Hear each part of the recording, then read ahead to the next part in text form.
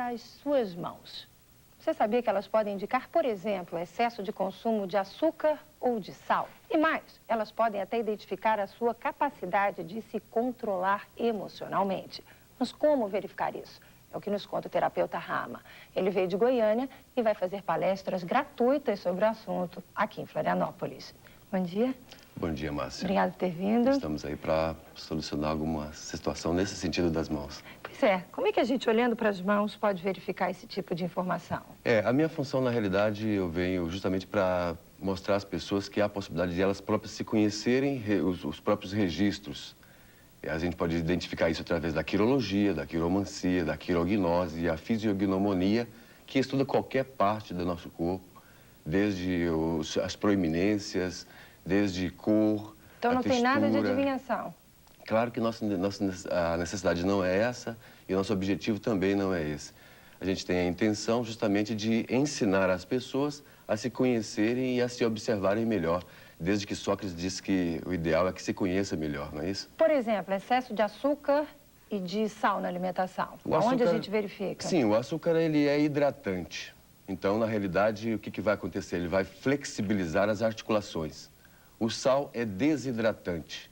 A função dele, na realidade, é consumir essa liquidez que nós temos nas articulações. Com isso, vai enrijecer, já que ele é desidratante, ele vai conseguir enrijecer as articulações, enrijecendo também a personalidade da gente. Às vezes, a gente tem dificuldade de ceder quando temos as dobraduras rígidas ou muito duras, muito firmes, né?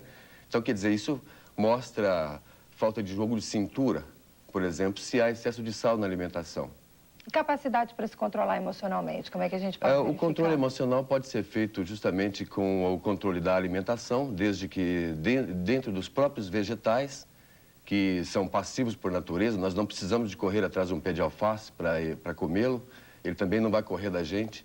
Então, a própria concepção alimentar vai direcionar esse tipo de energia que será produzido através do próprio alimento.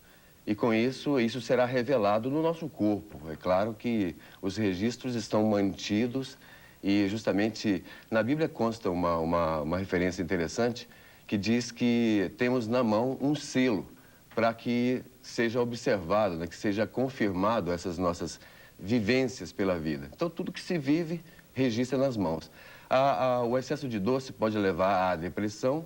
Nós podemos identificar isso através de torção nos dedos, através do tipo de unha, através do tamanho das falanges. Eu tenho uma referência interessante, por exemplo, nas mãos, que identifica, por exemplo, a falange mental, que é da ponta dos 4 dedos, a falange da prática, que mostra o lado prático da pessoa, e a falange dos resultados, que mostra a capacidade de realização e o resultado daquilo que ela pensa e faz.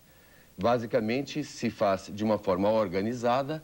É claro que a alimentação nos leva a essa organização ou desorganização, no sentido de controlar as energias. É incrível como cada vez mais a gente ouve os estudiosos e especialistas falando realmente do resultado, do impacto da alimentação em todo o nosso comportamento, né? Quer dizer que ela é fundamental mesmo para o bem ou o mal-estar da pessoa. Sim, antes da alimentação nós temos como fundamental a respiração.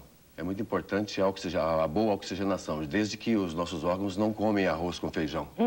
Eles se alimentam justamente da oxigenação. Com certeza. Então, é muito importante para as pessoas, para também ter esse controle de energia, justamente trabalhar a sua respiração, potencializar a sua respiração. A palestra amanhã, a primeira palestra gratuita é aonde? A que horas? Vamos fazer o convite rapidinho? Nós estamos no SESI amanhã, às 20 horas, dia 24, amanhã às 20 horas. As informações no 225-2766, nós estamos lá no Hotel Faial, no apartamento número 301. 225-2766. E essa vai ser só a primeira palestra, né? Já aconteceu palestras no IPAP, nós viemos convidados pelo professor Grisa, e aqui no IPAP. Ok, muito obrigada, seja bem-vindo. Agradeço eu, muito obrigado. Um ótimo dia. Amém. Um ótimo dia para você também. Até amanhã.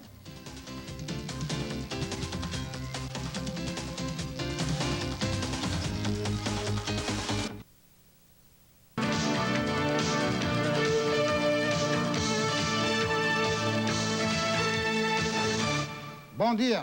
E a cartolagem do futebol catarinense pode entrar na CPI do Senado. A audiência discute questão salarial dos militares e a criminalidade. Empresas diminuem custos com o trabalho informal. É o Dia a Dia News Santa Catarina, que está começando agora.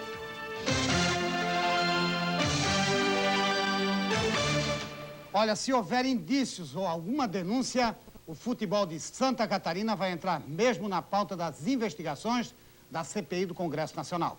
Essa garantia foi dada ontem aqui na capital pelo senador catarinense Geraldo Altoff, que é relator da comissão. O senador disse que até o momento nenhuma denúncia foi formalizada à CPI do Senado, mas se aparecer, como ele disse, vai haver a investigação. E o próximo rumo da CPI do Senado, segundo o senador, é para haver uma contradição, retirar uma contradição ocorrida nos depoimentos do ex-técnico da seleção Zagallo e também do jogador Edmundo. A CPI quer chamar agora